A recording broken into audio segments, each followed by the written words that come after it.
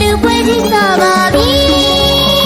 မင်္ဂလာပေါင်းနဲ့ပြည့်စုံနေပြီအလူပွဲကြီးစားပါပြီ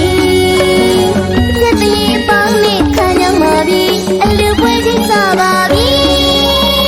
မင်္ဂလာပေါင်းနဲ့ပြည့်စုံနေပြီအလူပွဲကြီးစားပါပြီအမျိုးသားလေးတွေပြောနေကြပြီ